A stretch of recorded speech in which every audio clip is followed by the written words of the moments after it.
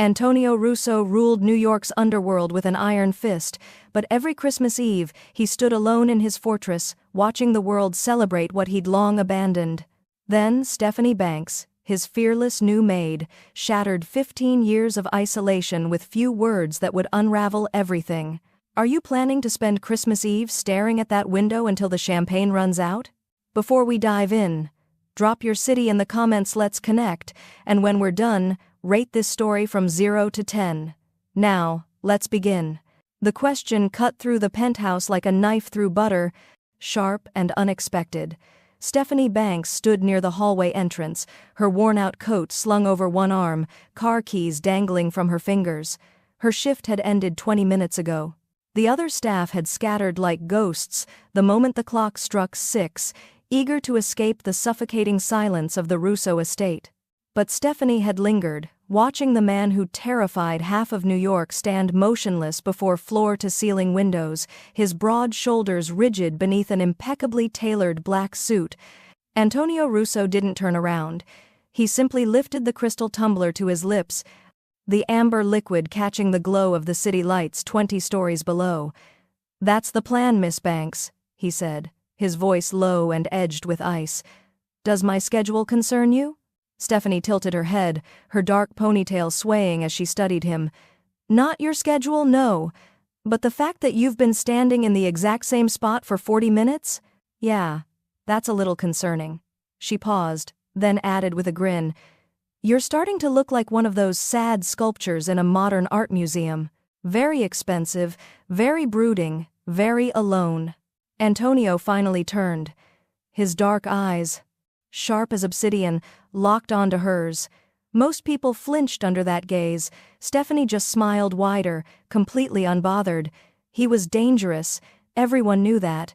The tattoos snaking up his neck and disappearing beneath his collar weren't just for show. They were a map of his past.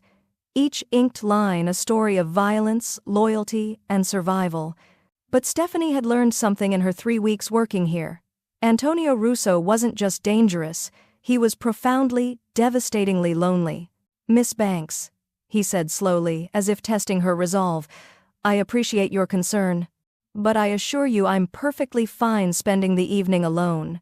Stephanie let out a laugh, bright and unapologetic. "Oh, you're fine?" She gestured around the cavernous penthouse with its marble floors, crystal chandeliers, and absolute silence. "This place is so quiet I can hear my own heartbeat echoing off the walls." "That's not fine, Signor Russo. That's a horror movie waiting to happen." Antonio's jaw tightened. He wasn't used to this being challenged by someone who had absolutely nothing to gain from him.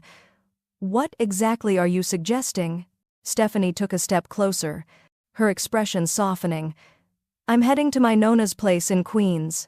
It's loud, it's chaotic, there will be at least 15 people crammed into a house meant for 6, and the food is so good it should be illegal." She paused, watching him carefully. "We've got an extra chair at the table. If you want to come, you're welcome. No pressure, no expectations, just an invitation." The silence that followed was thick enough to cut. Antonio stared at her, trying to find the angle, the hidden motive, the catch, but there was nothing in Stephanie's eyes except genuine warmth and a hint of mischief. No one had invited him anywhere in years, not without wanting something in return: money, influence, protection, fear. "You're inviting me," he repeated, his tone laced with disbelief. "To your grandmother's house? For Christmas dinner?" "That's right." Stephanie shrugged, casual as anything. "Look, my Nona has this rule. No one spends Christmas alone. She says it's bad luck, bad for the soul, and honestly bad for digestion because sadness ruins the appetite."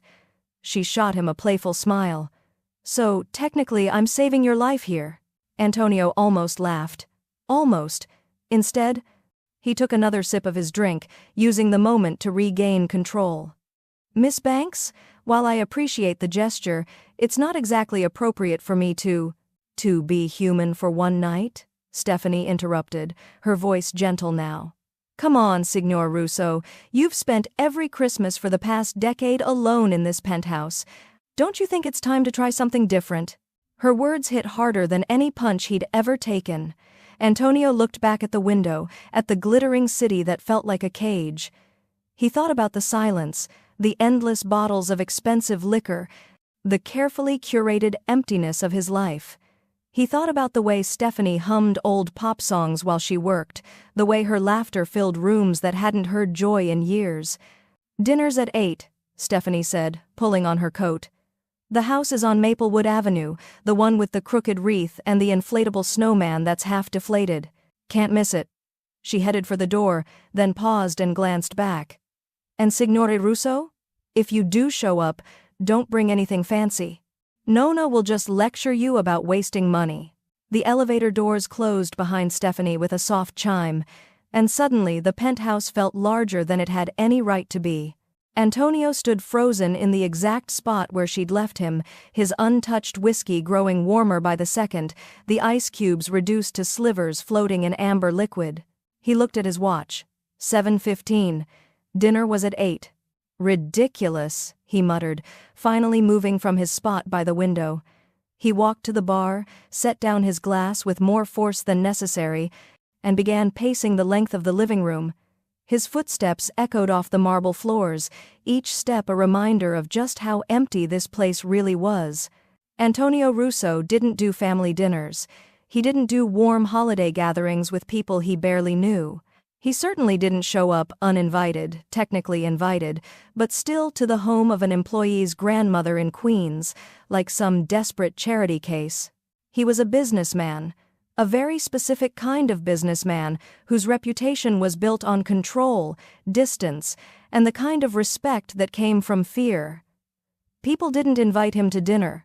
They invited him to negotiations, to backroom deals, to meetings where the stakes were high and the consequences higher. But they didn't invite him to Christmas. Antonio stopped pacing and stared at his reflection in the darkened windows. The man looking back at him was everything he'd built himself to be: powerful, untouchable, alone. When had alone stopped feeling like strength and started feeling like punishment? He thought about Stephanie's words. "You've spent every Christmas for the past decade alone in this penthouse. Don't you think it's time to try something different?" "It's inappropriate," he said aloud to the empty room. "She's an employee. This crosses every professional boundary." The silence offered no argument. "And it's dangerous," he continued, his voice harder now. "Anyone associated with me becomes a target. Her family doesn't need that risk." Still, the silence said nothing. Antonio checked his watch again. 7:30. He could stay here, pour another drink, watch the city lights until they blurred together, wake up tomorrow to the same empty rooms, the same suffocating quiet, the same carefully constructed isolation he'd convinced himself was necessary. Or he could do something completely insane. "This is insane," Antonio muttered, grabbing his black wool coat from the closet. He shrugged it on, the familiar weight settling on his shoulders like armor.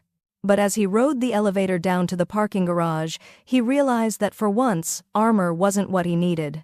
The drive from Manhattan to Queens should have taken 30 minutes. Antonio stretched it to 45, taking turns too carefully, stopping at yellow lights instead of gunning through them, finding reasons to delay the inevitable. His car, a sleek black Maserati that probably cost more than 3 years of Stephanie's salary, felt absurdly out of place the moment he crossed into Queens. The streets narrowed, the buildings shortened, and the landscape transformed from towering glass and steel to rows of modest homes with chain-link fences and weathered siding. Snow had started falling an hour ago, dusting everything in a thin layer of white that made the neighborhood look almost magical. Christmas lights blinked from nearly every house, multicolored strands hung with more enthusiasm than precision, inflatable Santas listing to one side, wooden reindeer anchored to front lawns. Antonio's GPS announced his arrival with mechanical cheerfulness. He slowed to a crawl, scanning the street until he found it, the house with the crooked wreath and the half-deflated snowman Stephanie had mentioned. It was small. Not just smaller than his penthouse, objectively small. A 2-story house painted pale yellow with white trim, the kind of place that probably held a lifetime of memories in rooms the size of his walk-in closet. The wreath on the front door hung at a slight angle, held up by determination and possibly prayer. Through the curtained windows, he could see movement, shadows of people passing back and forth, the warm glow of lights that had nothing to do with expensive fixtures and everything to do with life actually being lived inside. Antonio put the car in park but didn't turn off the engine. What was he doing here? He was Antonio Russo. He'd built an empire from nothing, survived wars that left better men dead, commanded respect from people who didn't even know his face. He didn't need this. He didn't need the pity invitation from a maid who thought she could fix his loneliness with her grandmother's cooking and mismatched decorations. He reached for the gear shift, ready to leave. Then the front door of the yellow house opened, and a small child, maybe 6 years old, ran out into the snow without a coat, shrieking with laughter as an older woman chased after her, waving a scarf. The woman caught the girl, wrapped the scarf around her neck with exaggerated care, and the child threw her arms around the woman's legs in a fierce hug before darting back inside. The simple affection of it, the uncomplicated love, hit Antonio like a physical blow. When was the last time someone had hugged him without wanting something? When was the last time he'd felt anything other than the weight of his own isolation? Antonio turned off the engine. The sudden silence in the car felt different than the silence in his penthouse. This silence was expectant, full of possibility rather than emptiness.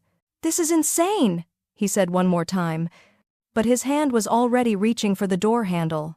The cold air hit him as he stepped out, snowflakes immediately settling on his dark coat. He closed the car door with a soft click that sounded impossibly loud in the quiet street. Every step toward that crooked wreath felt like walking toward something irreversible, some line he couldn't uncross once he'd stepped over it. Antonio stood at the door, his hand raised to knock, frozen in that moment between the life he knew and the life he might be stepping into. Through the door he could hear music, something classic and Italian, probably Dean Martin, and laughter. Real laughter, the kind that came from genuine joy rather than polite obligation. He could still leave, get back in his car, return to his penthouse, pretend this moment never happened. Instead, Antonio Russo knocked on the door. Footsteps approached, quick and light. The door swung open, and there was Stephanie. Flour dusted across her cheek like war paint, her dark hair escaping from a messy ponytail, wearing a floral apron over jeans and a cream-colored sweater. Behind her, the house glowed with warmth and noise, and the scent of garlic and roasting meat. For a moment, neither of them spoke. Stephanie's eyes widened, genuine surprise flickering across her face before transforming into the brightest smile Antonio had ever seen. "You came," she said, and there was no triumph in her voice. "No, I told you so. Just pure, uncomplicated happiness." Antonio, the man who'd negotiated million-dollar deals without breaking a sweat, who'd stared down armed enemies without flinching, found himself completely disarmed by a flour-dusted smile and untamed hair. "I'm probably going to regret this," he said. Stephanie's smile somehow got bigger. "Probably," she agreed, stepping back and holding the door open wider. "But at least you'll regret it with a full stomach. Come on, Signor Russo, welcome to chaos." And Antonio Russo, who'd spent a decade building walls to keep the world out, stepped through the doorway and let himself be welcomed in. The moment Antonio stepped through the doorway, the music died. Not a gradual fade, but an abrupt stop, as if someone had yanked the needle off a record. The sudden silence felt louder than any sound Antonio had ever heard. He stood in the small entryway, snowflakes still melting on his shoulders, and watched as every person in the cramped living room turned to stare at him. There were at least a dozen people packed into a space that was probably meant for half that number. An older man frozen mid-gesture with a glass of wine, 2 teenage girls sitting cross-legged on the floor, their phones forgotten. A middle-aged woman holding a serving platter, her mouth slightly open. A young boy clutching a toy car, his eyes wide. They all stared at the imposing stranger in the $1,000 coat and tailored black suit, his presence filling the doorway like a storm cloud in their warm, colorful chaos. Antonio felt the familiar weight of their attention, the assessment, the fear. He'd walked into rooms full of dangerous men who looked at him with less apprehension than this family showed now. He started to second-guess everything, his hand instinctively moving toward his pocket in a gesture that was more habit than intention. Then a voice cut through the silence like a bell. "Benvenuto!" A tiny woman couldn't have been more than 5 feet tall and built like a firecracker emerged from what Antonio assumed was the kitchen. She wore an apron covered in tomato sauce stains and wielded a wooden spoon like a scepter. Her hair was pure silver, pulled back in a neat bun, and her dark eyes sparkled with something that might have been mischief or wisdom, or both. This, Antonio realized, was Nona. She marched right up to him, completely unbothered by the fact that he towered over her by at least a foot, and looked him up and down with the critical eye of someone who'd seen everything life had to offer and wasn't impressed by expensive tailoring. "So," she said, her accent thick with the old country, "you're the one who keeps my Stephanie working late." Before Antonio could formulate a response, she waved her wooden spoon dismissively. "No matter. You're here now. We saved you a plate, figlio mio. Come, come, you're too skinny. Stephanie said you don't eat enough." "Nona, I never said," Stephanie started, but her grandmother was already ushering Antonio further into the house. "Take off that fancy coat before you overheat. Carlo!" she shouted toward the man with the wine glass. "Get our guests something to drink. And somebody start the music again. What is this, a funeral? It's Christmas." Just like that, the spell broke. The music resumed, Dean Martin crooning about letting it snow, and the family returned to their conversations, though Antonio could feel their curious glances. Carlo approached with a glass of red wine, his handshake firm and his smile cautious but genuine. "Carlo Moretti," he introduced himself, "Stephanie's uncle. Welcome to our home." "Antonio Russo," he replied, taking the wine.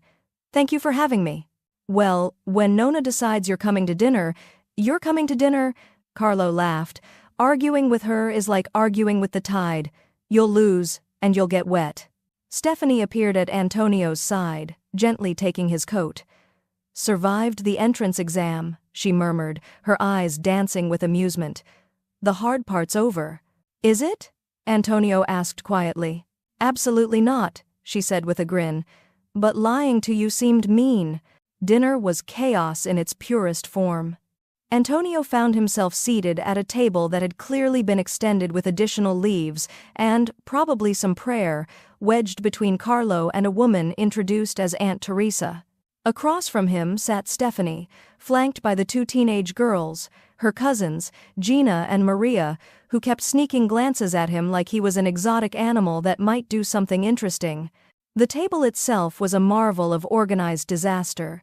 Platters of food covered every available inch, roasted chicken glistening with herbs, pasta in a sauce so red it looked like liquid rubies, vegetables that had been roasted with enough garlic to ward off vampires for miles, fresh bread that steamed when broken open, and something Nona called the antipasto that could have fed a small village. "So, Antonio," Carlo said, loading his plate with alarming efficiency, "what do you do for work?" It was such a simple question, the kind normal people asked at normal dinners, but Antonio, who'd spent years crafting careful responses about import-export business and private investments, found himself hesitating. Stephanie caught his eye from across the table. She took a sip of wine, completely relaxed, and gave him the subtlest nod. "Your call," her expression said. "But you're safe here." "I'm in private security and asset management," Antonio said carefully. It wasn't a lie, just an extremely generous interpretation of the truth. "Ah," Aunt Teresa brightened. "Like a bodyguard?" "Something like that," Antonio agreed. "He has an entire building in Manhattan," Stephanie added helpfully, fighting a smile. "Very impressive. Lots of windows." "Windows!" Nona scoffed from the head of the table, pointing her fork at Antonio. "What good are windows? Can you eat windows? Do windows keep you warm at night?" "No. Food keeps you warm. Family keeps you warm. Here, eat more chicken. You look like a strong wind could snap you." Antonio looked down at his plate, which was already piled higher than he'd normally eat in 2 meals. I assure you, Signora, I'm quite— Nona, she corrected firmly. You call me Nona, and don't argue with me about food. I've been cooking for 60 years. I know when a man needs more chicken. She stood up, came around the table despite Stephanie's protests, and deposited another piece of chicken onto Antonio's plate with the authority of a general deploying troops. Carlo leaned over and whispered conspiratorially, "Just eat it. Trust me. Resistance is futile." Antonio looked at the chicken, then at Nona's expectant face, then at Stephanie, who was clearly trying not to laugh. And for the first time in longer than he could remember, Antonio Russo did something completely unexpected. He laughed. Not a polite chuckle or a calculated display of humor, but a real laugh, the kind that started in his chest and surprised him with its genuineness. The table quieted for just a moment, and Stephanie's smile softened into something that made Antonio's breath catch. "Thank you, Nona," he said, and meant it. "Finally!" Nona declared triumphantly, returning to her seat. He smiles. "See, Stephanie? I told you he just needed good food. Men are simple creatures. Feed them, love them, they're happy." The meal continued in a blur of conversation and laughter. Gina and Maria grilled Antonio about whether he'd ever met any celebrities. Uncle Carlo told increasingly elaborate stories about his years as a cab driver that may or may not have been entirely true. Aunt Teresa debated the proper way to make marinara sauce with Nona in a discussion that got passionate enough that Stephanie had to remind them it was Christmas. Through it all, Antonio felt increasingly untethered from reality. This wasn't his world. These people didn't speak in coded language or carefully measured words. They interrupted each other, talked with their hands, laughed too loudly, and expressed every emotion without filter or calculation. And somehow, impossibly, he was part of it. Every time the noise got too loud or the questions too personal, he'd catch Stephanie's eye across the table. She'd make a face rolling her eyes at one of Carlo's more outrageous stories, or silently miming Nona's dramatic hand gestures, and suddenly, the overwhelming chaos felt manageable. She was his anchor in the storm, but instead of weighing him down, she helped him float. "You're doing great," she mouthed at one point, when Nona launched into a passionate explanation of why store-bought pasta was a crime against nature. "I'm completely out of my depth," he mouthed back. "I know," she grinned. "It's adorable." Adorable. Antonio Russo had been called many things in his life: dangerous, ruthless, intimidating, powerful, never adorable. And yet, watching Stephanie's eyes sparkle with genuine affection rather than fear, he found he didn't mind. As dessert appeared some kind of elaborate cake that Nona insisted she'd thrown together, nothing special, Antonio realized something profound. For the first time in years, possibly decades, he wasn't in control. He hadn't orchestrated this evening, couldn't predict what would happen next, had no contingency plans or exit strategies. And it wasn't terrifying. It was liberating. "More wine?" Carlo asked, already reaching for the bottle. "Yes," Antonio said, surprising himself. "Thank you." Stephanie caught his eye again from across the table. This time, she didn't make a joke or a face. She just smiled at him, warm and genuine and completely unguarded. And in that moment, surrounded by the noise and chaos and overwhelming warmth of her family, Antonio understood something he'd forgotten he was missing. This was what home felt like. Not the expensive penthouse with its carefully curated silence and marble floors. Not the power or the control or the isolation he'd convinced himself was strength. Home was this, messy and loud and imperfect. It was Nona's forceful generosity and Carlo's terrible stories and Stephanie's anchoring presence. It was being surrounded by people who expected nothing from you except your presence, who measured your worth not in what you could do for them but in whether you'd take seconds of the chicken. "Antonio." Stephanie's voice pulled him from his thoughts. "You okay?" He looked at her, really looked at her, seeing not just the playful maid who'd challenged him in his own penthouse, but the source of all this warmth. She'd invited him not because she wanted something from him but because she'd seen his loneliness and couldn't stand it. "Yes," he said quietly, his voice rough with an emotion he couldn't quite name. I'm okay. And for the first time in a very long time, it was true. The drive back to Manhattan felt like traveling between two different worlds.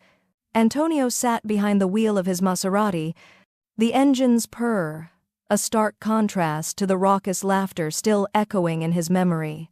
The streets of Queens gave way to highways, then bridges, then the familiar glass and steel canyons of his carefully controlled reality. But something fundamental had shifted, like a gear that wouldn't quite slip back into its original position. The silence in the car wasn't the same silence he'd lived with for years. It wasn't empty or suffocating. It was reflective, full of the ghosts of the evening he'd just experienced. He could still smell Nona's cookies. She'd pressed a container into his hands as he left, refusing to hear his protests. The scent filled the car, warm and sweet, completely at odds with the leather and expensive cologne that usually dominated this space. Antonio's mind kept replaying moments from the dinner.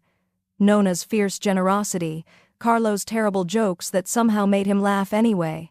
The way Stephanie had anchored him through the chaos, her eyes finding his whenever the noise became too much, her smile a lifeline he hadn't known he needed. That was the dangerous part, he realized as the city lights blurred past. He'd known Stephanie for 3 weeks. She cleaned his floors, hummed off-key pop songs, and left sticky notes with smiley faces on his expensive coffee machine. She should have been completely unremarkable in the landscape of his life. Instead, she'd become essential. The penthouse felt even emptier than usual when he returned. The marble floors gleamed under recessed lighting, the minimalist furniture sat in perfect arrangement, and the silence pressed against his ears like cotton wool. Antonio set Nona's cookies on the kitchen counter, the only splash of warmth in the sterile space, and stood there for a long moment, feeling the weight of his isolation like never before. He'd spent years building this fortress. Now it felt like a prison. Antonio poured himself a drink he didn't want, stood by the windows overlooking the city, and made a decision that terrified him almost as much as it excited him. He needed to find a way to keep that warmth in his life. He needed Stephanie closer, where the walls he'd built couldn't shut her out completely. And he needed to do it in a way that didn't completely expose how desperately he needed her presence. The next morning, Antonio arrived at his office before dawn, which wasn't unusual. What was unusual was the way his assistant, Marco DeLucci, found him staring out the window instead of reviewing security reports or fielding calls from people who operated best in darkness. "Boss?" Marco's voice carried a note of concern. He was Antonio's second in command, a man who'd been with him for 15 years and could read his moods better than anyone. "Everything okay?" "Fine," Antonio said, turning from the window. "I need you to pull Stephanie Banks's file and tell her I want to see her in my office at 9. Marco's expression flickered with something that might have been surprise before professional neutrality slammed back into place.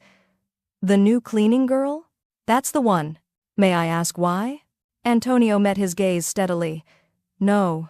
Marco nodded once, accepting the dismissal, but Antonio could see the questions churning behind his eyes. In their world, sudden changes in routine meant danger. Unexpected attention on junior staff meant either a problem or a weakness. Marco would be watching carefully, and Antonio couldn't entirely blame him. But he also couldn't explain that somewhere between Nona's chicken and Stephanie's anchoring smile, something in him had fundamentally cracked open, and he wasn't sure he wanted to seal it back up. Stephanie arrived at 9 sharp, looking slightly confused and carrying a bottle of window cleaner. She'd clearly been pulled from her morning rounds. Her hair was tied back in a practical ponytail, and she wore the same uniform as always, black pants and a simple white shirt that somehow looked better on her than it had any right to. "You wanted to see me, Signore Russo?" she asked, standing in the doorway of his office with the cautious posture of someone expecting trouble. Antonio gestured to the chair across from his desk.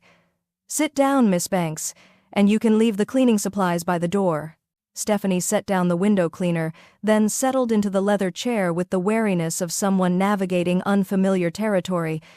"If this is about last night, I'm sorry if my family was too—" "Your family was perfect," Antonio interrupted, surprising them both. He cleared his throat, recalibrating. Last night made me realize something.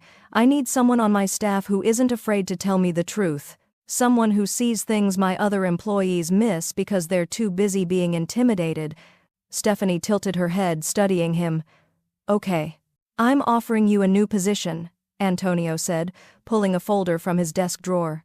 He'd spent the early morning hours drafting the proposal himself, not trusting even Marco with the details. Personal assistant and risk analyst. You'd work directly with me, reviewing security protocols, attending meetings, providing assessment of situations from a perspective my current team lacks. You want me to be your assistant, Stephanie said slowly. Me. The girl who 2 weeks ago accidentally used furniture polish on your windows. The pay is triple your current salary, Antonio continued, ignoring her point. You'd have your own office, full benefits, and access to the executive floors. No more cleaning. Your only job would be to be present, observant, and honest. Stephanie leaned back in her chair, her expression unreadable. The silence stretched between them, and Antonio felt something uncomfortably close to nervousness. He'd negotiated multi-million-dollar deals with less anxiety than he felt waiting for this 24-year-old woman to respond. Why? She finally asked. I told you. No, she interrupted gently. Why really? Because this isn't about security protocols or risk analysis. You have an entire team of expensive experts for that. So, why do you really want me working directly for you? Antonio met her eyes, those clear, perceptive eyes that had seen through him from the first day. He could lie. He was excellent at lying. But something about Stephanie made deception feel impossible. Because you're the only person in 10 years who's treated me like a human being instead of a title, he said quietly. Because you invited me to your grandmother's house and expected nothing in return. Because when I'm around you, the silence doesn't feel quite so suffocating. The honesty hung in the air between them, raw and vulnerable. Stephanie's expression softened, but she didn't look away. Okay, she said finally. I'll accept, on one condition. Antonio raised an eyebrow. You're negotiating with me? You said you wanted honesty, she pointed out. So here's some honesty. You're kind of a jerk to your other staff. Not in big ways, but in 1,000 small ways. The way you don't say good morning, or how you bark orders without please or thank you, or how you act like the people who keep this building running are invisible. Antonio felt his jaw tighten. I'm professional. I maintain appropriate boundaries. You use fear as a management tool when you could use respect, Stephanie interrupted.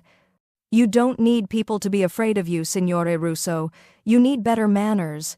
The fear thing is actually distracting from how genuinely intimidating you are naturally. Despite himself, Antonio almost smiled. Is that your professional assessment? That's my honest assessment, she replied. So my condition is this. I'll take the job, but you have to actually try being nice to people. Real nice, not that scary thing you do where you smile without your eyes, say good morning. Learn people's names. Acknowledge that they exist as human beings. And if I don't? Stephanie grinned. Then I'll go back to accidentally polishing your windows with furniture spray, and you can find another truth teller.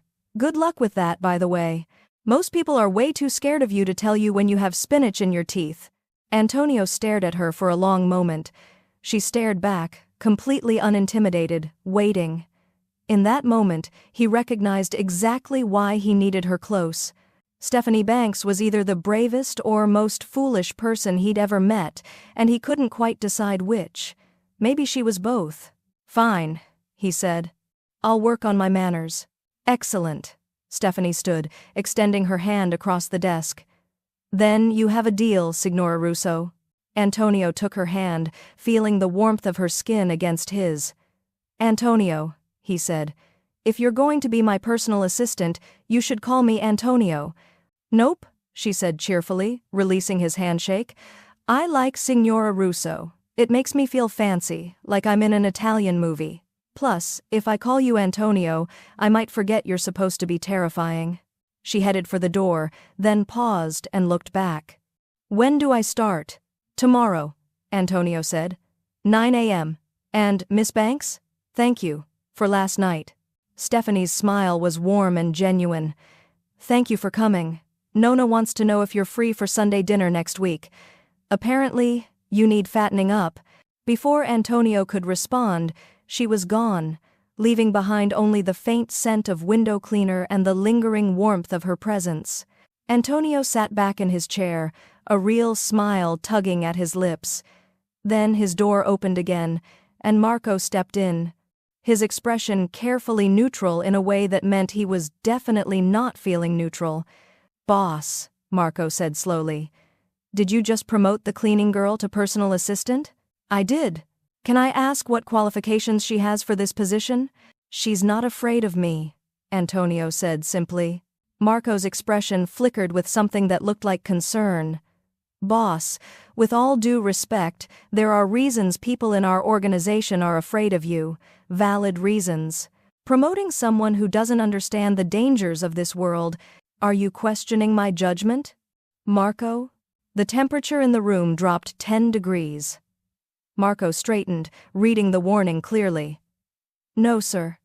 Just expressing concern for security protocols." "Your concern is noted," Antonio said, his voice returning to its usual ice. "Miss Banks starts tomorrow. Make sure her office is ready and that security clearance is processed. And Marco? She's under my direct protection. Make sure everyone understands what that means." Marco nodded once, sharp and professional, but Antonio could see the wheels turning behind his eyes. His second-in-command was suspicious, protective of the organization they'd built, and deeply concerned about what he clearly saw as a dangerous distraction. He wasn't entirely wrong to be concerned. Stephanie was a liability, a weakness Antonio couldn't afford. But as he turned back to his window, watching the city wake up below, Antonio realized he was past the point of caring. For the first time in years, he felt something other than the cold calculation that had kept him alive and alone. He felt hope. And that was worth the risk. 3 weeks into her new role, Stephanie Banks had become both Antonio's greatest asset and his most persistent headache. She'd taken to the position with the same fearless energy she brought to everything else, attending meetings with men who could buy small countries, reviewing security footage with the sharp eye of someone who'd spent years noticing things other people missed, and somehow managing to make Antonio laugh at least once a day, something his staff had previously thought physically impossible. This morning, she'd left a coffee mug on his desk with a cartoon Mafia Don on it and the words, "I'm not saying I'm Batman, but have you ever seen me and Batman in the same room?" Antonio had stared at it for a full minute before Marco walked in and found him actually smiling. "She's corrupting you, boss," Marco had muttered, though there might have been the faintest hint of amusement in his eyes. "She's keeping me sane," Antonio had corrected, taking a sip from the ridiculous mug. Now, at 2 in the afternoon, Stephanie sat across from him in his office while he reviewed a contract that could shift the balance of power in 3 states. She was supposed to be analyzing the security implications. Instead, she was scrolling through her phone, occasionally glancing up at him with barely contained amusement. "You're doing the thing again," she said without looking up. "What thing?" Antonio asked, not lifting his eyes from the contract. "The jaw-clenching thing. You're going to crack a molar if you keep that up." Antonio forced himself to relax his jaw. "This contract is worth $40 million. A certain amount of tension is appropriate." "A certain amount, sure," Stephanie agreed, finally setting down her phone. "But you've been staring at paragraph 7 for 10 minutes. Either it's written in ancient Greek, or you're overthinking it." She stood and walked around his desk, a liberty no one else would dare take, and peered at the document. "Ah, the liability clause. Yeah, that's deliberately vague. They're trying to trap you into assuming responsibility for their shipping errors." Antonio looked up at her, surprised. "How did you—" "My Uncle Carlo got screwed by a clause exactly like this when he was driving for a delivery company," she explained, leaning against his desk. "Cost him 6 months of wages. I learned to read the sneaky bits." She tapped the paragraph with her finger. "Counter with specific itemization of responsibilities. Make them spell out exactly what they're liable for. They'll either clarify or back down." Antonio stared at her for a moment, then made a note in the margin. That's actually brilliant. I know, she said cheerfully, returning to her chair. I'm starting to think you hired me for my brains and not just my devastating wit. I hired you because you're the only person who doesn't treat me like I'm going to murder them at any moment, Antonio said, then paused. The devastating wit was a bonus. Stephanie grinned, and Antonio felt that now familiar warmth spread through his chest. Over the past 3 weeks, she'd somehow made his sterile office feel less like a fortress and more like a space where he could actually breathe. There were touches of her everywhere now, a small plant on the windowsill that she claimed needed saving, colorful sticky notes with reminders and occasionally jokes, and the lingering scent of her coconut shampoo that had permanently replaced the smell of expensive leather and old wood. Marco had warned him repeatedly that he was getting too comfortable, too distracted, too soft. Antonio knew he was right. He also knew he didn't care. The intercom on his desk buzzed. "Mr. Russo," his receptionist's voice came through, tight with nerves. "There's a package for you. Hand-delivered. No return address." Antonio's entire demeanor shifted in an instant. Stephanie watched his expression transform from relaxed to razor-sharp, his body language changing from open to coiled. This, she realized, was the man everyone else saw, the one who made hardened criminals nervous. "Scan it," Antonio ordered. "Full security protocol." "Already done, sir. It's clean. Just an envelope. Bring it in. And get Marco." Stephanie sat up straighter. "What's wrong?" "Probably nothing," Antonio said, but his tone suggested otherwise. The receptionist entered with a thin manila envelope, her hands slightly trembling as she placed it on Antonio's desk. Marco appeared seconds later, his expression alert and dangerous. He nodded once to Antonio, positioned himself near the door blocking the exit, Stephanie realized, and waited. Antonio opened the envelope with calculated precision. Inside was a single piece of paper, folded once. When he unfolded it, Stephanie saw his face go completely blank, the kind of blank that meant he was feeling everything and showing nothing. On the paper was a symbol, a crown with 3 swords piercing through it, drawn in red ink that looked disturbingly like dried blood. "Everybody out," Antonio said quietly. "Except Marco and Stephanie." The receptionist fled. The door closed with a soft click that sounded like a gunshot in the sudden tension. "The Corsini family," Marco said, his voice hard. "I thought we had an understanding with them." "So did I," Antonio replied, his fingers tracing the symbol without touching it. "This is their calling card. It means they consider a debt unpaid." "What debt?" Stephanie asked, then realized from the look both men gave her that she maybe shouldn't have. "Sorry. Not my business." "It is now," Antonio said grimly. "If they're sending this here to my office, they're making a statement. They know where I am, what I'm doing, and—" He looked at her, something dark flickering in his eyes. "Who I'm with." The implication hit Stephanie like cold water. "They're threatening me?" "They're threatening anyone I care about," Antonio corrected, then seemed to realize what he'd said. The admission hung in the air between them, raw and unintended. Marco cleared his throat. "I'll increase security across all properties. Double the detail on your personal residence and—" He glanced at Stephanie. "Miss Banks' apartment as well." "No," Stephanie said firmly. "I'm not having armed guards following me to the grocery store. That's insane." "It's necessary," Antonio countered, his voice leaving no room for argument. "It's overkill," Stephanie shot back. "Look, I appreciate the concern, but I've lived in Queens my entire life. I can handle myself." "You can't handle the Corsini family," Marco said bluntly. "They're not street criminals, Miss Banks. They're organized, brutal, and if they've decided you're a target, then maybe we should figure out who delivered this," Stephanie interrupted, picking up the envelope. "Instead of arguing about bodyguards." Both men looked at her. She examined the envelope, turning it over in her hands. "Your receptionist said it was hand-delivered, right? Did she see who dropped it off?" "The building security has footage," Marco said. "But these people use couriers who don't know what they're delivering. Dead ends." "Maybe," Stephanie said slowly, still studying the envelope. But couriers are people. People have patterns. She looked up at Antonio. When I was cleaning offices, you know what I noticed? The same delivery people came at the same times, wore the same company's uniforms, had the same routes. It's muscle memory. Even if they're trying to be anonymous, they have tells. She walked to Antonio's desk and pulled up the security feed on his computer, with a familiarity that would have shocked her 3 weeks ago. What time did this arrive? 11:47, Marco provided. Stephanie scrolled through the footage until she found the timestamp. A man in a generic courier uniform appeared on screen, walking through the lobby with his head down, a baseball cap obscuring most of his face.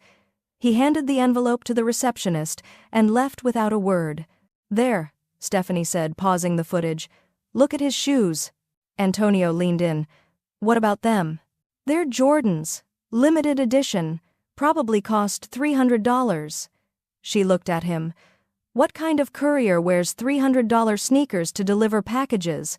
Either he's terrible with money, or he's not actually a courier. Marco moved closer to the screen, his expression shifting to something like respect. She's right. And look at the way he walks. That's not someone who's been on their feet all day making deliveries. That's someone who goes to the gym. Stephanie rewound the footage, watching the man's approach again. He touches his left hip twice before entering, like he's checking something. She paused. Like he's checking a weapon? The room went silent. Antonio stared at the screen, then at Stephanie, his expression caught between admiration and horror. You saw all that from watching him for 30 seconds? I told you. People have patterns, Stephanie said with a shrug. You just have to know what to look for. When you spend years being invisible while cleaning, you learn to observe.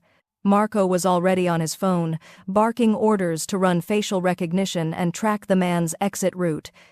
Antonio continued to stare at Stephanie like he was seeing her for the first time. You're brilliant, he said quietly. I know, she replied, but her smile was softer now. So are we going to figure out who this guy is, or are we just going to panic? Both, Antonio said. Marco, I want that man identified within the hour. Full background, known associates, current location. And I want to know who paid him. On it, boss. After Marco left, Antonio turned to Stephanie. His expression was serious in a way that made her nervous. You understand what this means, don't you? You broke their anonymous courier system. You just made yourself invaluable to me and extremely dangerous to them. So I've upgraded from liability to asset? Stephanie tried to joke. You've upgraded to target, Antonio said harshly. Then, more gently, Stephanie, I need you to understand how serious this is. These people don't make idle threats. I get it, she said. I do, but I'm not going to live in fear because I was good at my job. Antonio stood, walked around his desk, and stopped directly in front of her. He was close enough that she could see the flecks of gold in his dark eyes, close enough to feel the tension radiating from him. I'm installing a panic room in your apartment. Top-level security system, direct line to my personal phone, non-negotiable. That's completely... I said non-negotiable, Stephanie. His voice was soft but absolute. You've become... He paused, seeming to struggle with the words. You've become important to me. I won't risk your safety because you're too stubborn to accept protection. Stephanie stared up at him, her heart doing complicated things in her chest. Important? Yes, Antonio said simply. Important. The air between them felt charged, heavy with things unsaid. Stephanie knew she should step back, maintain professional distance, remember that this was her boss and a man whose world operated by rules she barely understood. But she didn't move. Okay, she said finally. Panic room. Security system. But I draw the line at a full-time bodyguard. I mean it, Antonio. He blinked, and she realized it was the first time she'd called him by his first name. Something shifted in his expression, softening the harsh edges. Deal. And you have to promise me something, Stephanie added. What? Promise me you'll be careful too, because if they're threatening people you care about, that goes both ways. You're not invincible, no matter how much you pretend to be. Antonio's hand came up, almost involuntarily, and brushed a strand of hair behind her ear. The gesture was so gentle, so at odds with the dangerous man everyone else saw, that Stephanie's breath caught. "I promise," he said quietly. "But only if you stop leaving sticky notes in my contract briefings. Marco found one yesterday that said, 'This clause is sus.' He thought it was code." Despite everything, the threat, the danger, the weight of the moment, Stephanie laughed. And Antonio, the man who'd spent a decade building walls around himself, smiled at the sound. The panic room installation took 3 days. During those 3 days, Antonio found increasingly transparent reasons to keep Stephanie working late. It started professionally enough, reviewing security protocols, analyzing potential threats, discussing contingency plans. But as the winter nights grew longer and the office emptied of everyone except them, the conversations shifted. They talked about everything except work: Stephanie's childhood in Queens, Antonio's memories of his mother before she died, the strange isolation of power, the comfort of chaos. On the 4th night, they weren't even pretending to work anymore. Antonio sat on the leather couch in his office, his tie loosened and jacket discarded, while Stephanie occupied the chair she'd pulled up beside him. A bottle of wine sat half-empty on the coffee table between them, not the expensive vintage from his collection, but a cheap Chianti Stephanie had brought from a corner store, insisting it would humanize him. "So, let me get this straight," Stephanie said, her eyes bright with wine and laughter. "You've never been to Coney Island? You've lived in New York for 30 years and never once rode the Cyclone?" "I've been busy," Antonio defended, though his lips twitched with amusement. "Busy being broody and powerful," she teased. "That doesn't count as living, Antonio. That's just existing with really good suits." "These suits are custom Italian," he protested mildly. "I know. I've seen the price tags." She took a sip of wine. "You could buy a car for what you spend on one jacket. It's obscene," says the woman who wore the same sneakers for 2 years because they were still good. Stephanie gasped in mock offense. "You noticed my shoes?" "I notice everything about you," Antonio said, and the sudden sincerity in his voice shifted the air between them. Stephanie set down her wine glass slowly. The playfulness dimmed into something deeper, something that had been building between them for weeks. "Antonio, I know," he said quietly. "I know this is complicated. You work for me. My world is dangerous. There are 1,000 reasons this shouldn't." He stopped, running a hand through his hair in uncharacteristic frustration. "But I can't stop thinking about you. I can't stop needing you near me, and I don't know what to do with that." The confession hung in the air, raw and vulnerable. Stephanie looked at him, really looked at him, seeing past the expensive clothes and dangerous reputation to the lonely man who'd shown up at her Nona's house because he couldn't bear another silent Christmas. "You could kiss me," she said softly. "That might help clarify things." Antonio's eyes widened slightly.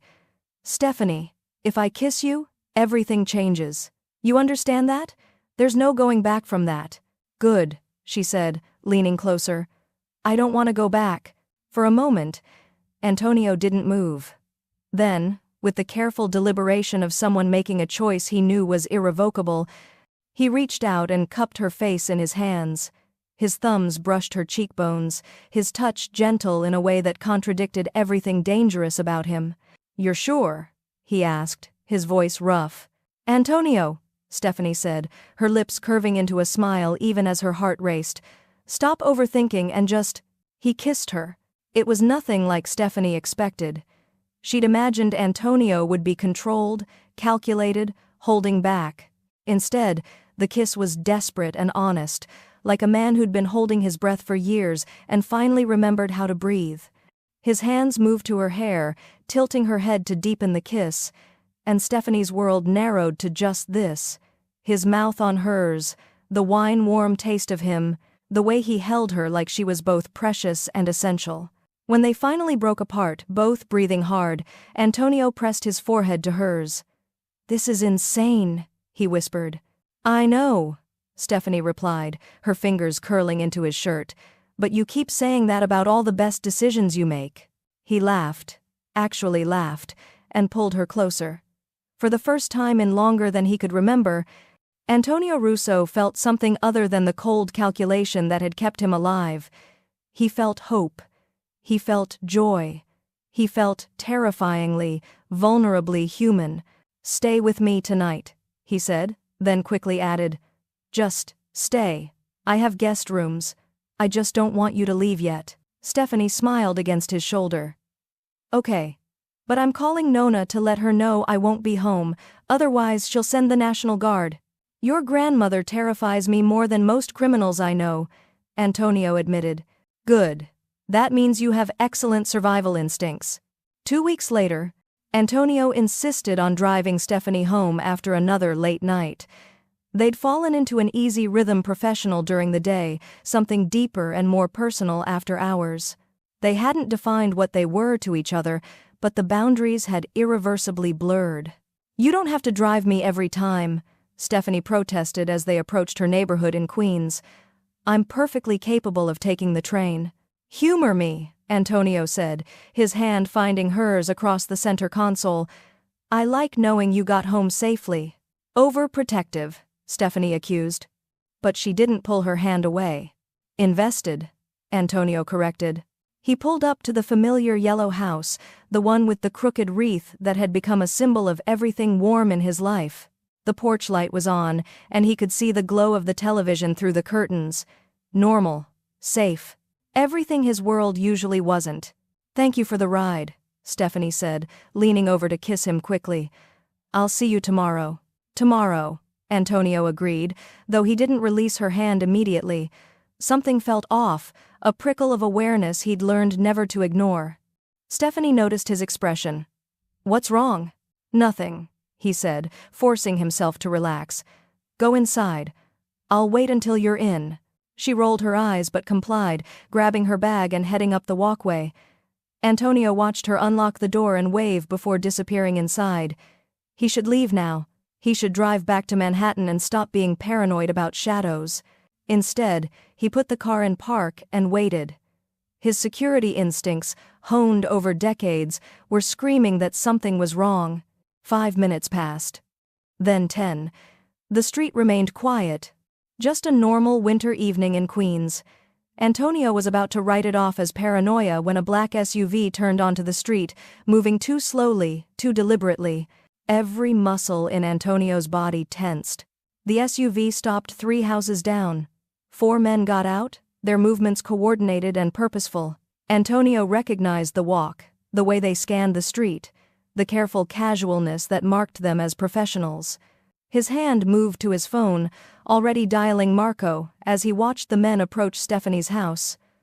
One of them pulled out a can of spray paint.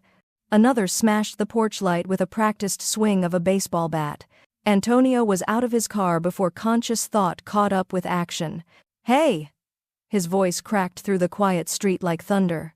The men turned. One of them, the leader, smiled a cold, calculating smile that confirmed everything Antonio needed to know. "Mr. Russo, we were hoping you'd still be around. Saves us the trouble of leaving a message." "You made a mistake coming here," Antonio said, his voice dropping to something cold and deadly. This was the man Marco had warned Stephanie about, the man his enemies feared, the monster he'd spent weeks hiding from her. "Did we?" The leader gestured to the house. "Cute place. Heard your girlfriend's grandmother lives here. Be a shame if something happened to it. Or to her." That was the last sentence the man finished. Antonio moved with the brutal efficiency of someone who'd spent his entire life learning how to hurt people. The leader went down first, Antonio's fist connecting with his jaw before he could even raise his hands. The second man pulled a weapon, but Antonio was already there, disarming him with a savage twist that left the man screaming and clutching his broken wrist. The other 2 tried to rush him simultaneously. Antonio caught one with an elbow to the temple, sent him sprawling into the neighbor's fence. The last one got a single punch in Antonio, felt his lip split before he returned the favor tenfold, systematically breaking the man's nose, then his ribs, then his will to remain standing. It was over in less than 90 seconds. Antonio stood in the middle of the street, breathing hard, blood on his knuckles and his split lip, surrounded by 4 men who'd made the fatal error of threatening something he cared about.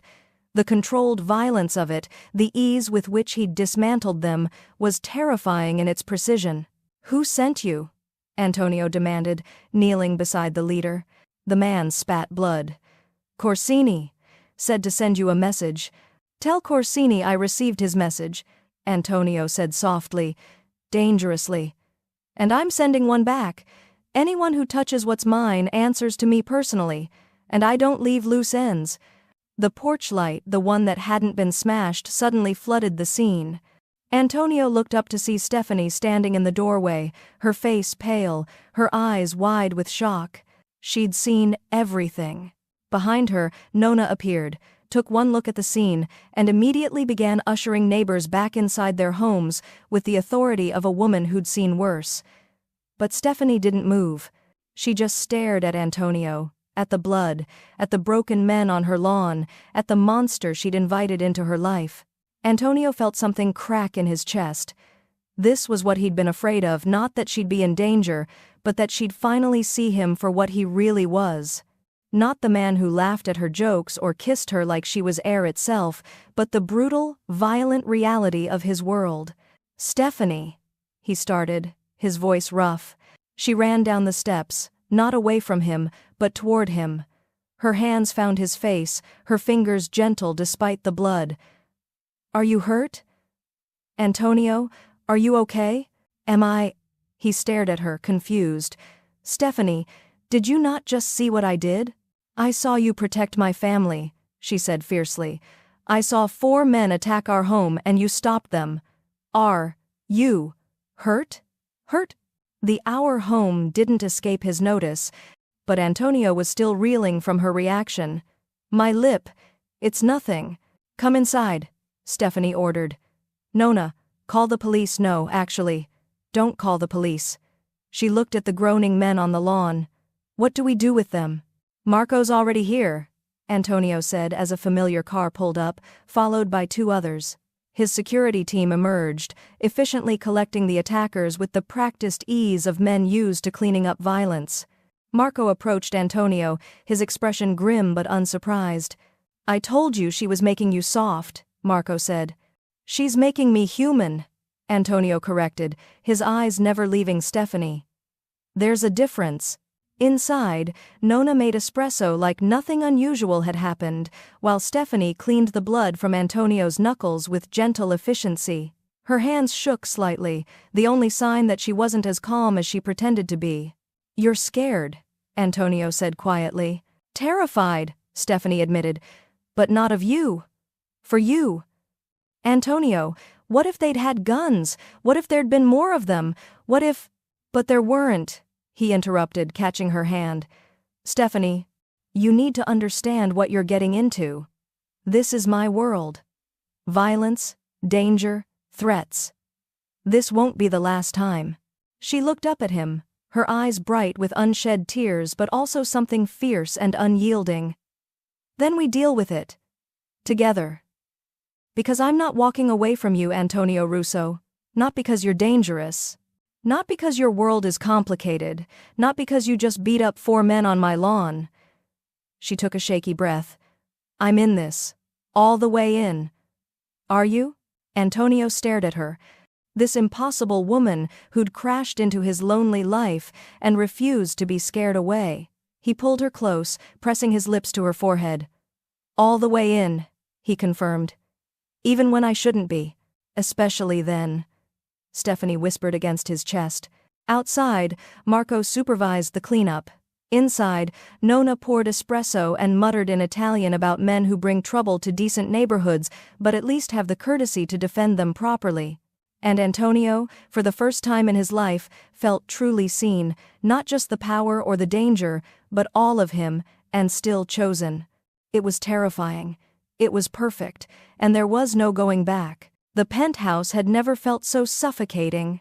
Antonio stood by the windows, his usual refuge, watching the city lights blur into a mosaic of gold and white. Behind him, Stephanie paced the length of his living room with the restless energy of someone who'd been holding back questions for too long. They'd left Queens an hour ago, after Marco assured them the scene was handled and the house was secure. Nona had sent them off with a container of biscotti and a pointed instruction to talk like adults, not children playing dangerous games.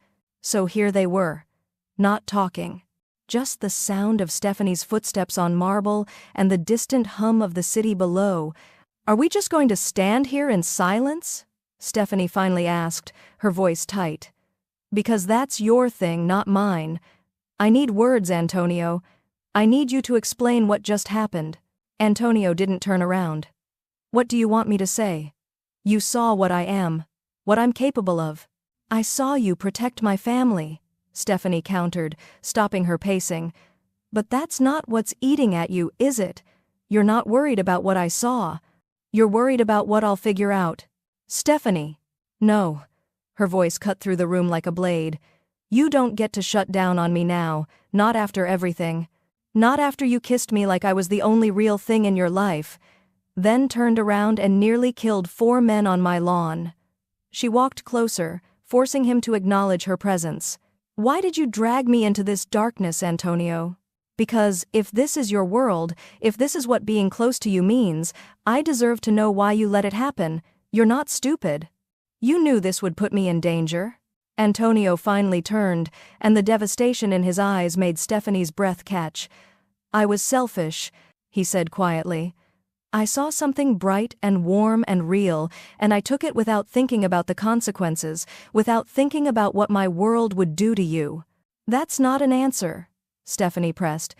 "That's an excuse. You've spent your entire life calculating risks and managing threats. You don't do anything without thinking it through, so tell me the truth. Why me? Why risk everything for a maid who left sticky notes on your contracts and dragged you to Queens for Christmas dinner?" The silence stretched between them, heavy with unspoken truths.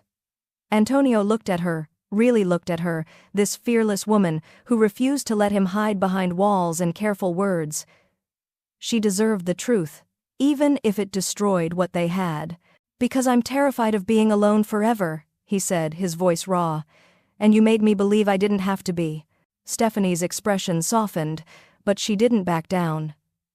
"Then tell me why you were alone in the first place. Tell me why a man who could have anything, anyone, chose to spend 10 years in this empty palace pretending isolation was strength." Antonio turned back to the window, his reflection staring back at him like an accusation. "My father was a violent man," he began, the words coming slowly, painfully. "Not in business he was brilliant, calculating, controlled. But at home, with my mother," he stopped, his jaw clenching. "He loved her. In his own twisted way, he loved her more than anything, and that love destroyed her." Stephanie moved closer but didn't touch him, sensing he needed space to finish. "What happened? I was 12. My father had enemies, rivals who thought they could get to him through us. They sent threats, tried intimidation. My father became paranoid, controlling. He wouldn't let my mother leave the house, wouldn't let her have friends. He said he was protecting her." Antonio's voice dropped to barely a whisper. "One night, she tried to leave, just to visit her sister. My father thought she was abandoning him, that the threats had gotten to her, that she was running." He paused. "They fought. It was an accident," he said later. "A push at the top of the stairs. But she was dead either way." "Antonio," Stephanie breathed, her hand instinctively reaching for him. He stepped away, not ready for comfort. "My father unraveled after that. The business, his empire, everything he'd built, it all fell apart because he couldn't function without her. And I watched it happen. I watched him destroy himself because he'd loved someone so much that losing her meant losing everything." Antonio finally looked at her, his eyes dark with old pain. "I swore I'd never be that weak, never give anyone that kind of power over me. Love wasn't strength, it was a fatal vulnerability." "So you built walls," Stephanie said softly. "You made yourself untouchable." "I made myself safe," Antonio corrected. "Alone, but safe. And it worked. For years, it worked. Until you walked into my life humming pop songs and leaving ridiculous coffee mugs on my desk, and suddenly being alone felt like the most dangerous thing I'd ever done. Stephanie's eyes filled with tears, but she blinked them back. So what changed? Why let me in? Because I was tired, Antonio said simply. Tired of the silence. Tired of the emptiness. Tired of pretending that power and control were enough to fill the void. He moved closer to her now, his expression raw and unguarded. And because you didn't look at me like I was a monster or a prize. You looked at me like I was human. Like I was worth saving. You are worth saving, Stephanie said fiercely. No, I'm not. Antonio's voice turned harsh. Stephanie, you need to understand what tonight meant. The Corsini family knows about you now. They know you matter to me. That makes you a target for every enemy I have, every rival who wants to hurt me, every person with a grudge and enough desperation to act on it. He took a breath. What you saw tonight? That will happen again. And next time, I might not be there. Next time, you could be the one lying broken on that lawn. So what are you saying? Stephanie asked, though she could see the answer in his eyes. Antonio reached into his pocket and pulled out a small flash drive. This contains everything you need. New identity. Bank accounts in your name with enough money to live comfortably anywhere in the world. Contacts for security personnel who will keep you safe. Untraceable. He held it out to her, his hand steady even as something in his expression shattered.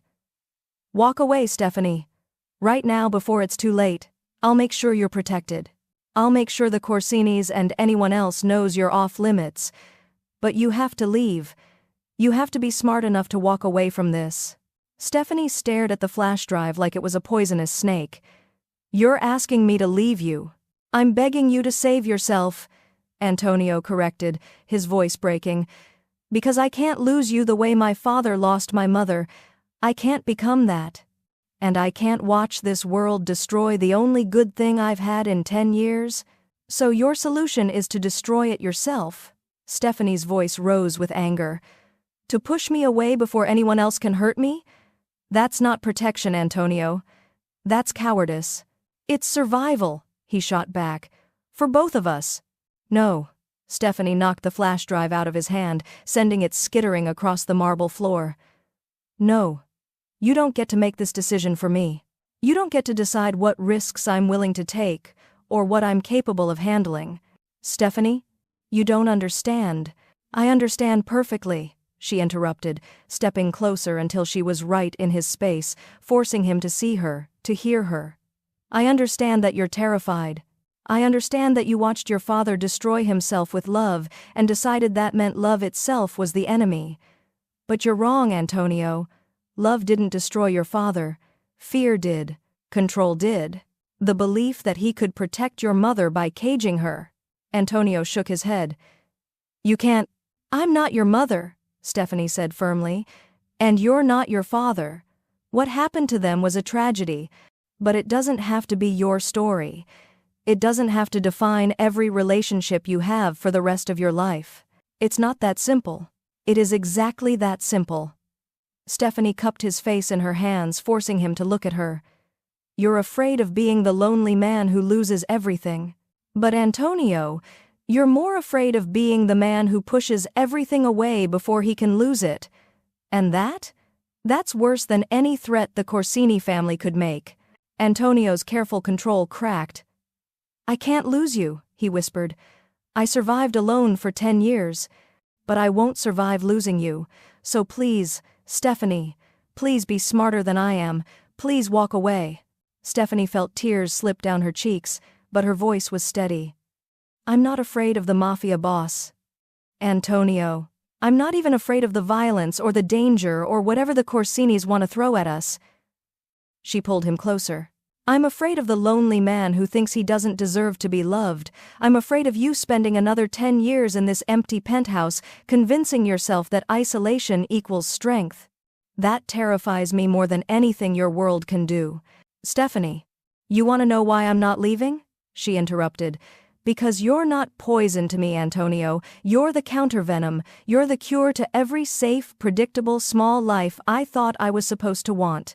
Yes, you're dangerous. Yes, your world is brutal and complicated, and probably going to give me gray hair before I'm 30. But you're also the first person who ever made me feel like I was more than just background noise in someone else's story. Antonio stared at her, something raw and desperate in his expression. I'm asking you one more time. Walk away, please. No. Stephanie pulled him down and kissed him. It wasn't gentle. It wasn't tentative. It was a claiming, an answer to every question he'd asked, every doubt he'd voiced.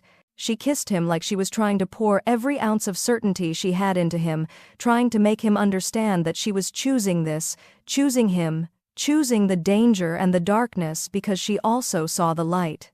Antonio resisted for maybe 3 seconds before he shattered completely. His arms came around her, pulling her close with a desperation that spoke of years of loneliness, years of careful control finally breaking. He kissed her back with everything he'd been holding in the fear, the hope, the need he'd tried so hard to deny. When they finally broke apart, both breathing hard, Antonio pressed his forehead to hers. "This is insane," he whispered. "You're insane for staying." "Then we're both insane," Stephanie replied. "But at least we're insane together." Antonio pulled back just enough to look at her, his hands framing her face. "If you stay, everything changes. I can't protect you from everything. I can't promise you'll always be safe." "I don't want safe," Stephanie said. "I want real. I want you, all of you, the good, the dangerous, the lonely, the brilliant. I want the man who showed up at my Nona's house because he couldn't stand another silent Christmas. That's who I'm choosing." For a long moment, Antonio just held her, letting the truth of her choice sink in. She wasn't leaving. She'd seen the worst of his world and she wasn't leaving. The relief of it, the terrifying joy, was almost too much to bear. "I love you," he said quietly. The words foreign but true. "I don't know when it happened, but I love you, and that terrifies me." Stephanie smiled through her tears. "Good. Love should be a little terrifying. It means it matters." She kissed him softly. "I love you too. You impossible, overprotective, reformed, Christmas-hating disaster of a man." Antonio laughed, the sound rough but genuine. "What do we do now?" "Now?" Stephanie pulled back and picked up the flash drive from where it had fallen, handing it back to him. "Now you put this away, we eat the biscotti Nona sent, and tomorrow we figure out how to make the Corsinis regret ever threatening us." She grinned. "Together. Together," Antonio repeated, and for the first time since he was 12 years old, the word didn't sound like a weakness. It sounded like a promise. The war room in Antonio's penthouse had been transformed into something that looked more like a detective's conspiracy board than a legitimate business space.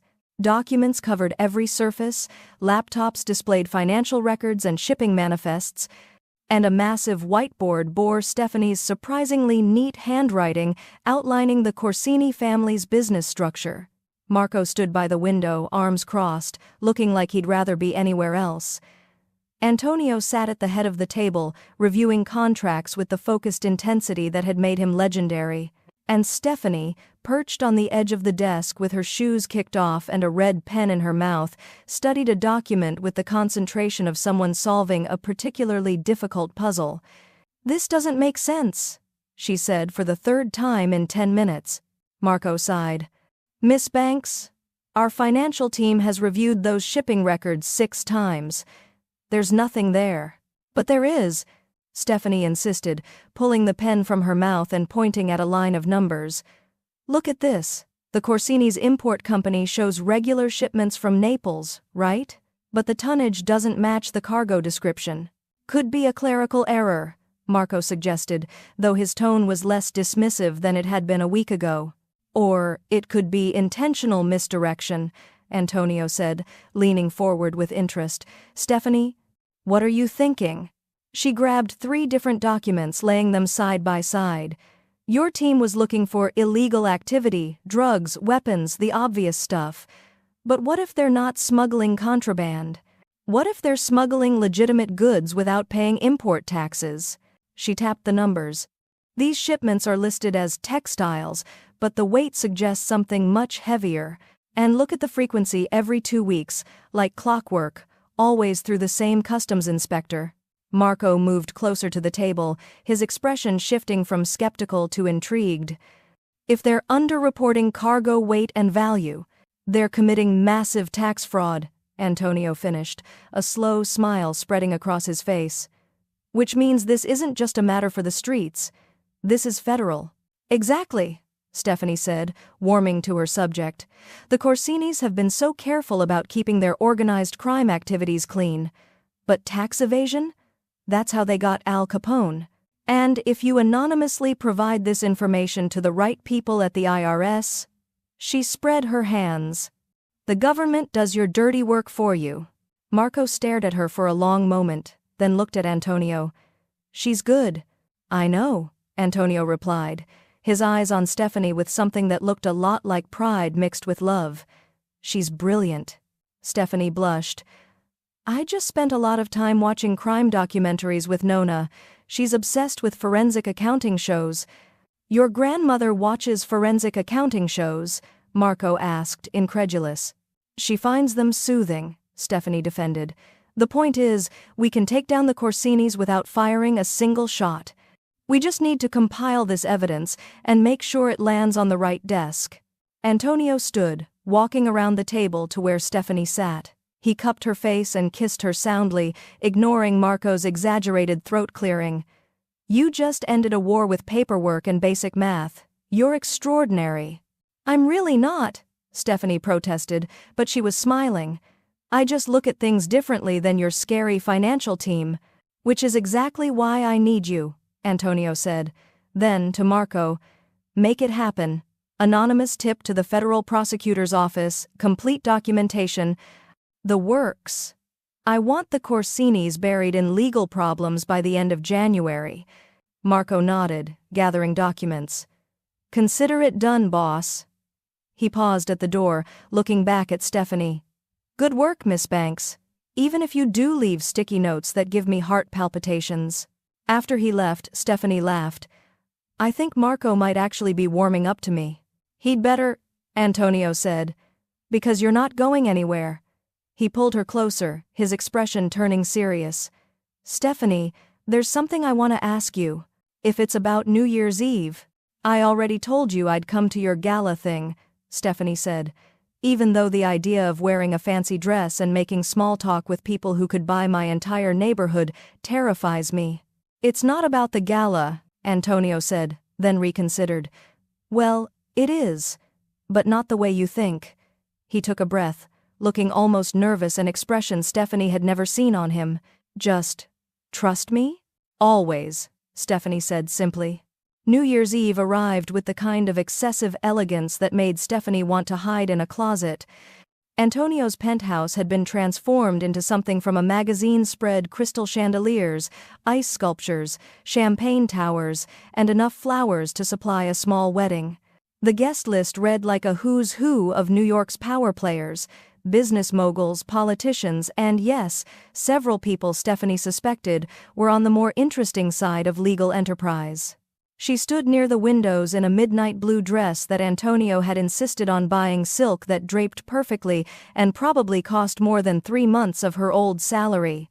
Her hair was swept up in an elegant twist, courtesy of a stylist who'd arrived at the penthouse that afternoon. She looked sophisticated, polished, completely unlike herself. Stop fidgeting, Antonio murmured, appearing at her elbow with 2 champagne flutes. You look stunning. I look like I'm playing dress-up, Stephanie countered, accepting the champagne. Everyone here probably knows I used to clean these floors. Everyone here knows you're brilliant enough to solve a problem my entire financial team couldn't crack, Antonio corrected. And that you're with me, which makes you untouchable. Romantic, Stephanie said dryly. But she was smiling. The evening progressed in a blur of introductions and polite conversations. Stephanie navigated it with surprising grace, her natural warmth disarming people who'd arrived expecting to judge Antonio's unexpected choice of companion. She charmed a state senator with stories about her Nona, made a real estate developer laugh with her honest assessment of the catering, It's beautiful, but have you tried actually eating it? I think that appetizer is mostly garnish, and generally proved that authenticity could hold its own against carefully cultivated sophistication. Then she tripped over absolutely nothing and nearly face-planted into a champagne tower. Antonio caught her with reflexes that suggested he'd been expecting something like this. "Steady," he murmured, fighting a smile. "These shoes are death traps," Stephanie hissed. "Why do people wear heels? What's wrong with sensible footwear?" "I love you," Antonio said suddenly, loudly enough that several nearby conversations stopped. Stephanie blinked. "You say that every time I almost destroy expensive things." "Because it's true." Antonio set down both their glasses and, to Stephanie's shock, tapped a fork against a crystal glass. The sharp chime cut through the room, conversations dying as everyone turned to look. "Ladies and gentlemen," Antonio began, his voice carrying easily through the suddenly silent space. "Thank you for being here tonight." "Antonio, what are you doing?" Stephanie whispered urgently. He squeezed her hand, a silent request for trust, and continued. "Most of you know me as a businessman, a strategist, someone who values control and calculated decisions above all else." He paused, his eyes scanning the crowd. "What you might not know is that for the past decade, I've spent every Christmas alone, every New Year's alone. Every moment that should have been about connection and joy, I spent in isolation, convincing myself that solitude equaled strength." The room was utterly silent now. Marco, standing near the bar, had gone very still, his expression unreadable. Several guests exchanged glances, clearly uncertain where this was going. Antonio turned to Stephanie, his expression softening in a way that made her breath catch. "Then this woman walked into my life. She was supposed to be just another staff member, someone I'd barely notice. Instead, she noticed me. She saw past the reputation and the walls and the carefully maintained distance, and she did something no one else had dared to do in years." "Antonio," Stephanie said quietly, her eyes suddenly bright with tears. "She invited me to her grandmother's house for Christmas dinner," Antonio continued, a smile tugging at his lips. "She challenged me when I was wrong. She made me laugh when I'd forgotten how. She solved problems my experts couldn't, and she stayed. Even when staying meant danger and violence and everything her world wasn't supposed to include." He reached into his pocket, and Stephanie's heart stopped as he pulled out a small velvet box. Around them she heard several gasps, the soft exclamations of people realizing what was happening. "Stephanie Banks," Antonio said, opening the box to reveal a ring that was somehow both elegant and unpretentious, a single diamond surrounded by smaller stones that caught the light like stars. "I spent every Christmas alone because I thought silence was strength. You taught me that the only true strength is having the courage to love. You are the chaos that saves me, the truth I'd forgotten I needed, the home I didn't know I was looking for." Tears were streaming down Stephanie's face now, and she didn't even care that several dozen powerful people were watching. "You're proposing," she said, her voice breaking. "In front of everyone." "I'm claiming you," Antonio corrected gently. "In front of everyone who matters. So they know. So there's no question. So the entire world understands that you're not just mine, I'm yours. Completely, irrevocably. Forever." He took a breath. "Marry me, Stephanie. I need the noise, I need the mess, I need you to keep asking me questions no one else dares to ask. I need you to keep leaving sticky notes on my contracts and tripping over your own feet and making me remember what it means to be human." Stephanie laughed through her tears, the sound bright and joyful in the silent room. "That's the longest speech I've ever heard you give." "Is that a yes?" Antonio asked, and for the first time all evening he looked nervous. "You just proposed to me in front of half of New York's criminal underworld," Stephanie said, wiping her eyes. "If I said no, we'd both look ridiculous." "Stephanie," Antonio warned, though his lips twitched.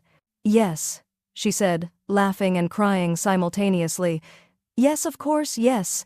You, impossible, overprotective, secretly romantic disaster of a man. Yes." Antonio slid the ring onto her finger, a perfect fit, because of course he'd somehow figured out her size, and kissed her with an enthusiasm that suggested he'd forgotten they had an audience. The room erupted in applause, a few appreciative whistles mixing with the clapping. When they finally broke apart, Stephanie whispered against his lips, "You know my Nona is going to have opinions about the wedding planning." "I'm counting on it," Antonio replied. "I want the noise, remember? I want the chaos. I want every bit of your world mixed with mine. Even the inflatable snowman? Especially the inflatable snowman." Across the room, Marco caught Antonio's eye and gave a single, subtle nod, respect and acceptance, and maybe, just maybe, approval. Several guests approached to offer congratulations, their carefully neutral expressions transforming into genuine warmth as they witnessed Stephanie's unguarded joy. As midnight approached and the countdown began, Antonio pulled Stephanie close, both of them surrounded by people but aware only of each other. 10, 9, 8. "Are you sure about this?" Stephanie asked quietly. "Once we're engaged, everyone knows. Everyone will be watching." 7, 6, 5. "Let them watch," Antonio said. "Let them see that the monster they feared found something worth being human for." 4, 3, 2. "I love you," Stephanie said. 1. "I love you," Antonio replied, and kissed her as the room exploded in celebration, as champagne corks popped and confetti fell, and the new year began. And for the first time in longer than he could remember, Antonio Russo welcomed the chaos with open arms. 6 months after the engagement, Stephanie officially moved into the penthouse. She arrived with 3 suitcases, 2 boxes of books, a collection of truly terrible coffee mugs, and a potted plant she'd named Gerald that was somehow still alive despite her best efforts to kill it through neglect. "This is everything?" Antonio asked. Looking at her modest pile of belongings in the middle of his expansive living room. "I'm a minimalist," Stephanie said cheerfully, then reconsidered. "Actually, I'm just broke, but we can call it minimalism if it sounds better." Antonio pulled her close, kissing her forehead. "You're not broke anymore, you're engaged to a man with more money than sense. Your romantic declarations need work," Stephanie teased. But she was smiling. The penthouse transformed slowly, almost imperceptibly at first. Gerald the plant found a home by the window. Stephanie's colorful coffee mugs invaded the pristine kitchen cabinets. Throw pillows appeared on the minimalist couch, not expensive designer pillows, but cheerful, mismatched ones Stephanie found at a home goods store because they looked happy. Family photos materialized on surfaces that had previously held only expensive sculptures. Nona at her kitchen table, Uncle Carlo mid-laugh, the whole family squeezed together at last Christmas. Antonio's carefully curated silence gave way to sound. Stephanie hummed while she worked, played music that Antonio would never have chosen but found himself enjoying, and had a habit of narrating her thoughts out loud in a way that should have been annoying but was actually endearing. "Why are all your towels white?" she'd asked one morning, standing in the bathroom doorway. "It's like living in a very expensive hospital. We're getting colored towels. Blue ones, maybe some with little ducks on them." "Ducks," Antonio had repeated flatly. "Ducks are cheerful," Stephanie defended. "You could use more cheerful in your life. They got the duck towels." Antonio pretended to hate them. Stephanie knew he secretly found them amusing because she caught him smiling at them when he thought she wasn't looking. Nona's guest suite was completed in early fall. Antonio had insisted on sparing no expense, a full bedroom with an ensuite bathroom, a small sitting area, and a kitchenette, because, "Your grandmother will want to cook, and I'm not having her commandeer my kitchen at 3 in the morning. She cooks at 3 a.m. once," Stephanie had protested. "One time. And it was for a very good reason." "What reason?" "She couldn't sleep and stress bakes." "It's a family trait." The suite was beautiful, comfortable, and decorated with enough warmth to feel like home while maintaining the elegance of the penthouse. Nona visited for a weekend, inspected every corner with the critical eye of someone who'd raised 5 children in a 2-bedroom house, and pronounced it acceptable, but you need more pictures of family on the walls. By the next day, there were more pictures. Antonio adapted to his new reality with the same focused determination he brought to everything else. He learned to leave work, at work sometimes, to laugh at Stephanie's ridiculous jokes even when they weren't funny, to accept that his perfectly organized life now included things like sticky notes, reminding him to smile more. You're scaring the interns, and surprise visits from Stephanie's cousins, who treated his penthouse like their personal hangout spot. He still struggled with perfection. One morning, Stephanie found him rearranging the throw pillows she'd artfully, her word, thrown, accurate, on the couch. "What are you doing?" she asked, coffee in hand. "They were uneven," Antonio said, looking slightly embarrassed at being caught. "They're throw pillows, Antonio. The word throw is literally in the name. They're supposed to look casual. They look chaotic." "Good," Stephanie said, walking over and deliberately messing up his careful arrangement. "Chaos is our brand now. Embrace it." Antonio stared at the pillows, then at her, then back at the pillows. "This is going to drive me crazy." "I know," Stephanie said, kissing his cheek. "But you love me anyway." "Unfortunately," Antonio replied, but he was smiling, and he didn't fix the pillows again. 1 year and 3 days after that first Christmas invitation, Antonio and Stephanie drove back to Queens on Christmas Eve. The Maserati had been replaced with something more practical, a luxury SUV that could handle New York winters and had enough room for the ridiculous amount of presents Stephanie had insisted on buying for her family. Antonio wore his usual expensive coat and tailored suit, but around his neck was a monstrosity of a scarf, bright red with embroidered snowmen, and the words, "Let it snow," in glittering silver thread. Stephanie had given it to him that morning with a challenge in her eyes, daring him to refuse. He'd put it on without a word. "You know you look ridiculous, right?" Stephanie said, glancing at him from the passenger seat.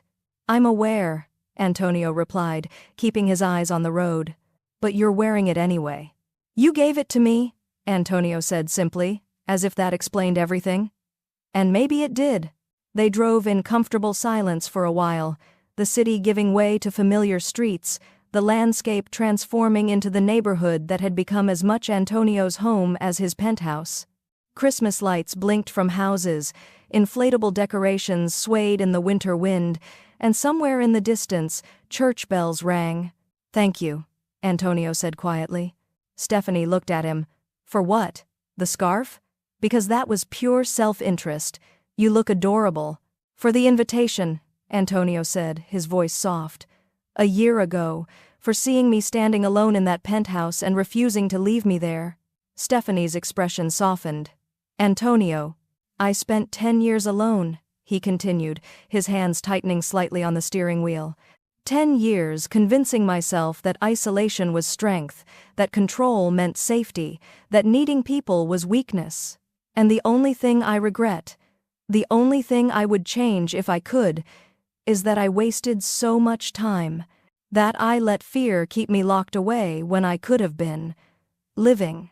"You're living now," Stephanie said gently, reaching over to take his hand. "Because of you," Antonio replied.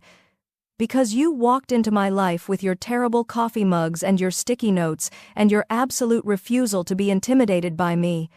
You saved me, Stephanie. From myself, from my past, from a future that would have been nothing but silence and expensive things and profound emptiness." Stephanie felt tears prick her eyes. "You saved me too, you know. I was living the smallest version of my life, playing it safe, afraid to want more than I thought I deserved. You made me brave." Antonio lifted her hand to his lips, kissing her knuckles. "We saved each other then." "Better story," Stephanie agreed. They turned onto Maplewood Avenue, and there it was, the small yellow house with the crooked wreath, now joined by approximately 17,000 additional Christmas lights that Uncle Carlo had insisted on installing. The inflatable snowman had been retired in favor of an inflatable Santa that was somehow even more ridiculous. Antonio parked the car, but neither of them moved immediately. They sat there, watching the warm glow from the windows, hearing the faint sound of music and laughter from inside. "You know what the best part is?" Stephanie asked. "What?" A year ago you showed up here terrified and alone, convinced you didn't belong. Now look at you wearing a ridiculous scarf, about to walk into chaos like it's the most natural thing in the world." Antonio looked down at the offensive scarf, then at the house, then at Stephanie. "I belong here because you're here. That's the only reason any of this works." "Sweet," Stephanie said, unbuckling her seatbelt, "but also partially accurate. You belong here because you let yourself belong here. Because you stopped being afraid of needing people." They got out of the car, gathering presents from the back. As they walked up the familiar pathway, Antonio stopped suddenly, causing Stephanie to nearly bump into him. "What's wrong?" she asked. Antonio set down the presents and turned to face her fully. The porch light cast warm shadows across his face, and in the distance, they could hear the opening bars of a Dean Martin Christmas song, the same one that had been playing a year ago. "Marry me," Antonio said. Stephanie blinked. Antonio, we're already engaged. You proposed in front of half of New York, remember? Big romantic speech? Ring?" "I said yes." "I know," Antonio said, pulling her close. "But last time I proposed because I wanted the world to know you were mine.